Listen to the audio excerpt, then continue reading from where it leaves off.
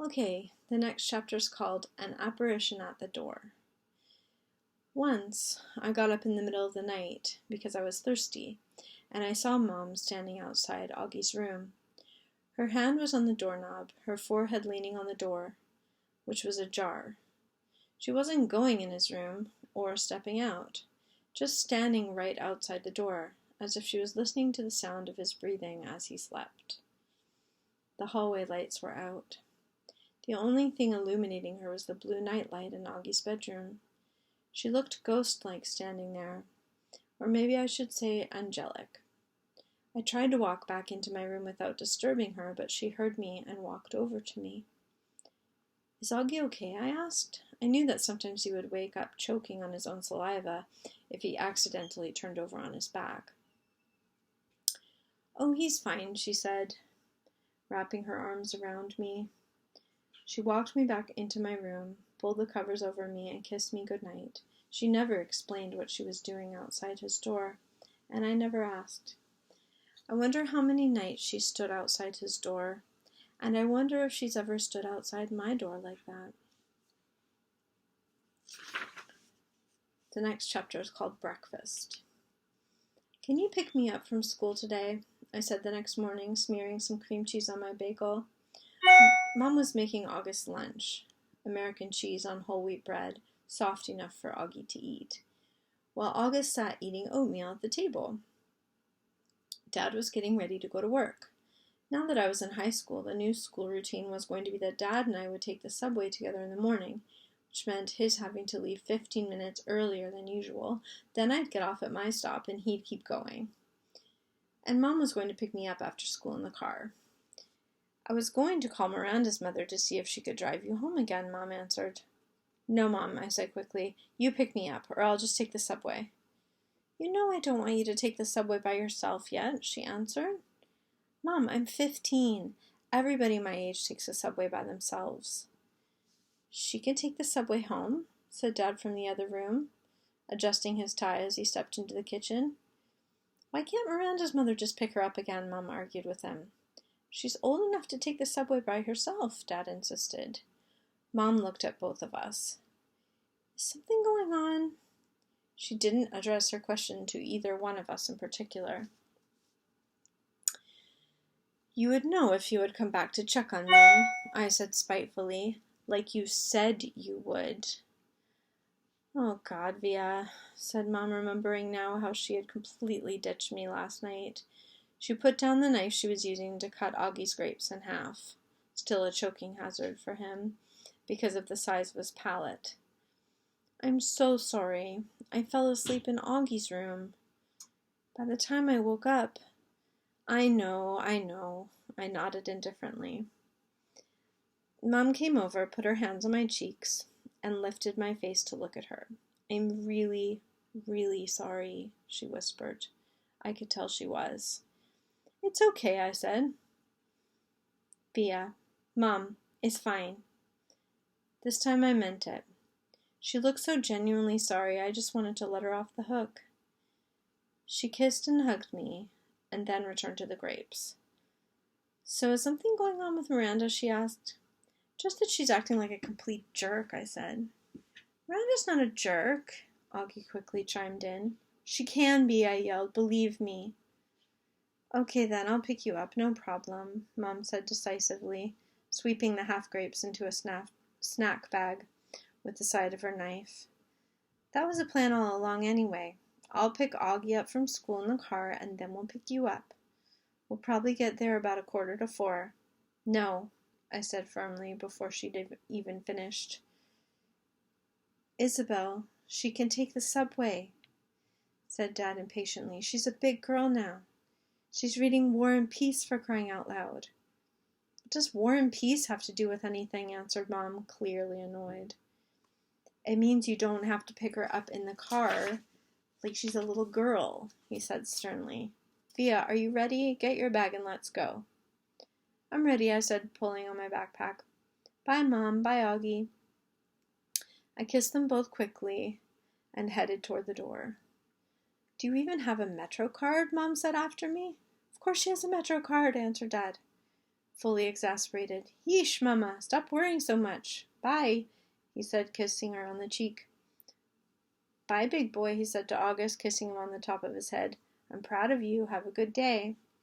Bye, Daddy, you too. Dad and I jogged down the stoop stairs and headed down the block. Call me after school before you get on the subway, Mom yelled at me from the window. I didn't even turn around, but waved my hand at her so she'd know I'd heard her. Dad did turn around, walking backwards for a few steps. War and peace, Isabel, he called out, smiling as he pointed at me. War and peace. This is the next chapter, Genetics 101. Both sides of Dad's family were Jews from Russia and Poland. Papa's grandparents fled the pogroms and ended up in New York City at the turn of the century. Tata's parents fled the Nazis and ended up in Argentina in the 40s. Papa and Tata met at a dance on the Lower East Side while she was in town visiting a cousin. They got married, moved to Bayside, and had Dad and Uncle Ben. Mom's side of the family is from Brazil, except for her mother, my beautiful Grands, and her dad, Augusto, who died before I was born. The rest of Mom's family, all her glamorous aunts, uncles, and cousins, still live in Alto Leblon, a ritzy suburb south of Rio. Grands and Augusto moved to Boston in the early 60s and had Mom and Aunt Kate, who's married to Uncle Porter. Mom and Dad met at Brown University and have been together ever since. Isabel and Nate, like two peas in a pod. They moved to New York right after college, had me a few years later, then moved to a brick townhouse in North River Heights, the hippie stroller capital of upper Manhattan, when I was just about a year old. Not one person in the exotic mix of my family gene pool has ever shown any obvious signs of having what August has. I've pored over grainy sepia pictures of long-dead relatives and babushkas, black and white snapshots of distant cousins in crisp white linen suits, soldiers in uniform, ladies with beehive hairdos, Polaroids of bell-bottom teenagers and long-haired hippies, and not once have I been able to detect even the slightest trace of August's face in their faces. Not a one. But after August was born, my parents underwent genetic counseling. They were told that August had what seemed to be a previously unknown type of mandibulofacial dystosis caused by an autosomal recessive mutation in the TCOF1 gene, which is located on chromosome 5, complicated by a hemifacial microsomia characteristic of OAV spectrum. Sometimes these mutations occur during pregnancy. Sometimes they're inherited from one parent carrying the dominant gene. Sometimes they're caused by the interaction of many genes, possibly in combination with environmental factors. This is called multifactorial inheritance. In August's case, the doctors were able to identify one of the single nucleotide deletion mutations that made war on his face. The weird thing is, you'd never know it from looking at them. Both my parents carry that mutant gene, and I carry it too. And here's the next chapter. The Punnett Square. If I have children, there's a 1 in 2 chance that I will pass on the defective gene to them. That doesn't mean they'll look like August, but they'll carry the gene that got double dosed in August and helped make him the way he is. If I marry someone who has the same defective gene, there's a 1 in 2 chance that our kids will carry the gene and look totally normal, and a 1 in 4 chance that our kids will not carry the gene at all, and a 1 in 4 chance that our kids will look like August. If August has children with someone who doesn't have a trace of the gene, there's a 100% probability that their kids will inherit the gene, but a 0% chance that their kids will have a double dose of it like August, which means they'll carry the gene no matter what, but they could look totally normal. If you marry someone who has the gene, their kids will have the same odds as my kids. This only explains the part of August that's explainable. There's that other part of his genetic makeup that's not inherited, but just incredibly bad luck. Countless doctors have drawn little tic-tac-toe grids for my parents over the years to try to explain the genetic lottery to them. Genetics use these Punnett squares to determine inheritance, recessive and dominant genes, probabilities, and chance. But for all they know, there's more they don't know. They can try to forecast the odds, but they can't guarantee them. They use terms like germline mosaicism, chromosome rearrangement, or delayed mutation to explain why their science is not an exact science. I actually like how doctors talk. I like the sound of science. I like how words you don't understand explain things you can't understand. There are countless people under words like germline mosaicism, chromosome rearrangement, or delayed mutation. Countless babies who will never be born, like mine. Out with the old. Miranda and Ella blasted off. They attached themselves to a new crowd destined for high school glory. After a week of painful lunches where all they would do was talk about people that didn't interest me, I decided to make a clean break for it. They asked no questions, I told no lies. We just went our separate ways. I didn't even mind after a while. I stopped going to lunch for about a week, though, to make the transition easier, to avoid the fake, "Oh, shoot, there's no room for you at the table, Olivia." It was just easier to go to the library and read. I finished War and Peace in October. It was amazing. People think it's such a hard read, but it's really just a soap opera with lots of characters. People falling in love, fighting for love, dying for love. I want to be in love like that someday. I want my husband to love me the way Prince Andrei loved Natasha. I ended up hanging out with a girl named Eleanor, who I'd known from my days at PS 22, though we'd gone to different middle schools. Eleanor had always been a really smart girl. A little bit of a crybaby back then, but nice. I'd never realized how funny she was. Not laugh out loud daddy funny, but full of great quips. And she never knew how lighthearted I could be. Eleanor, I guess, had always been under the impression that I was very serious. And, as it turns out, she'd never liked Miranda and Ella. She thought they were stuck up. I gained entry through Eleanor to the smart kids table at lunch. It was a larger group than I'd been accustomed to hanging out with, and a more diverse crowd. It included Eleanor's boyfriend, Kevin, who would definitely become class president someday, a few techie guys, girls like Eleanor, who were members of the yearbook committee and the debate club, and a quiet guy named Justin, who had small round glasses and played the violin, and who I had an instant crush on. When I'd see Miranda and Ella, who were now hanging out with the super popular set, we'd say, "Hey, what's up?" and move on. Occasionally, Miranda would ask me how August was doing, and then say, "Tell him I say hello." This I never did. Not to spite Miranda, but because August was in his own world these days. There were times at home that we never crossed paths. This chapter is called October 31st, which is Halloween. Grant had died the night before Halloween. Since then, even though it's been 4 years, this has always been a sad time of year for me. For Mom, too, though she doesn't always say it.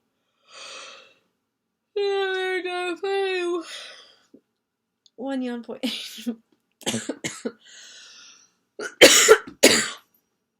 There's no cough points, so don't even think about it. Where was I? Since then, even though it's been 4 years, this has always been a sad time of year for me. For Mom, too, though she doesn't always say it. Instead, she immerses herself in getting August's costume ready, since we all know Halloween is his favorite time of year. This year was no different. August really wanted to be a Star Wars character called Boba Fett, so Mom looked for a Boba Fett costume in August's size, which, strangely enough, was out of stock everywhere. She went to every online store, found a few on eBay that were going for an outrageous amount, and finally ended up buying a Jango Fett costume that she then converted into a Boba Fett costume by painting it green. I would say in all she must have spent 2 weeks working on the stupid costume. And no, I won't mention the fact that Mom has never made me any of my costumes, because it really has no bearing on anything at all.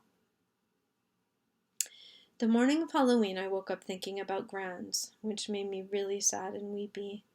Dad kept telling me to hurry up and get dressed, which just stressed me out even more. And suddenly I started crying. I just wanted to stay home. So Dad took August to school that morning, and Mom said I could stay home, and the two of us cried together for a while. One thing I knew for sure, however much I missed Gran, Mom must have missed her more. All those times August was clinging to life after surgery, all those rush trips to the ER. Grants had always been there for Mom. It felt good to cry with Mom. For both of us. At some point, Mama had the idea of our watching The Ghost and Mrs. Muir together, which was one of our all-time favorite black and white movies. I agreed that it was a great idea. I think I probably would have used this weeping session as an opportunity to tell Mom everything that was going on at school with Miranda and Ella, but just as we were sitting down in front of the DVD player,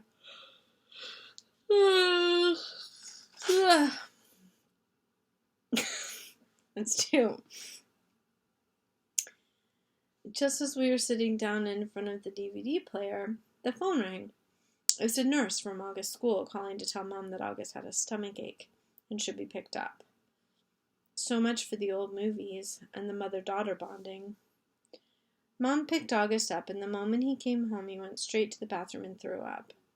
Then he went to his bed and pulled the covers over his head. Mom took his temperature, brought him some hot tea, and assumed the August's mom role again. Via's mom, who had come out for a little while, was put away. I understood, though. August was in bad shape.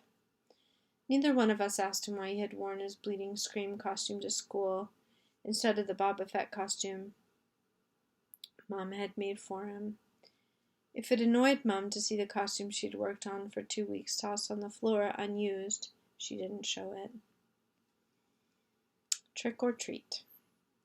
August said he wasn't feeling well enough to go trick-or-treating later in the afternoon, which was sad for him, because I know how much he loved to trick-or-treat, especially after it got dark outside.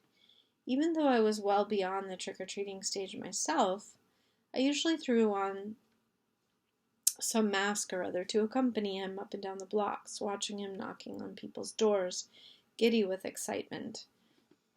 I knew it was the one night a year when he could truly be like every other kid. No one knew he was different under the mask.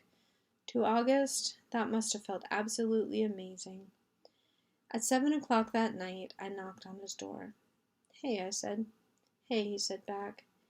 He wasn't using his PlayStation or reading a comic book. He was just lying in his bed looking at the ceiling. Daisy, as always, was next to him on the bed, her head draped over his legs. The bleeding scream costume was crumpled up on the floor, next to the Boba Fett costume. "How's your stomach?" I said, sitting next to him on the bed. "I'm still nauseous." "You sure you're not up for the Halloween parade?" "Positive." This surprised me. Usually August was such a trooper about his medical issues, whether it was skateboarding a few days after a surgery or sipping food through a straw when his mouth was practically bolted shut.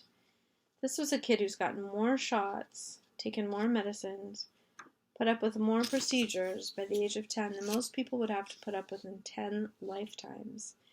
And he was sidelined from a little nausea. "You want to tell me what's up?" I said, sounding a bit like Mom. "No." "Is it school?" "Yes."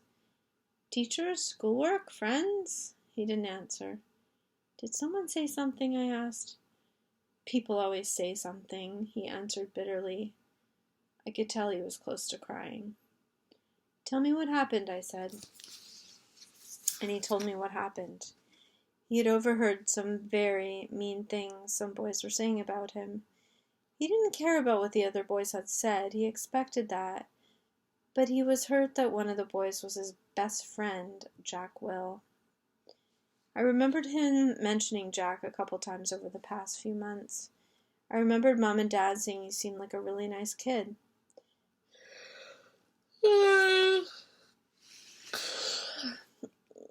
That's 3. So you guys get a blooper back. Where was I? Saying he seemed like a really nice kid. Saying they were glad August had already made a friend like that. Sometimes kids are stupid, I said softly, holding his hand. I'm sure he didn't mean it. Then why would he say it? He's been pretending to be my friend all along. Tushman probably bribed him with good grades or something. I bet you he was like, hey, Jack, if you make friends with a freak, you don't have to take any tests this year. You know that's not true. And don't call yourself a freak. Whatever, I wish I'd never gone to school in the first place. But I thought you were liking it. I hate it. He was angry all of a sudden, punching his pillow. I hate it, I hate it, I hate it, he was shrieking at the top of his lungs. I didn't say anything. I didn't know what to say. He was hurt. He was mad.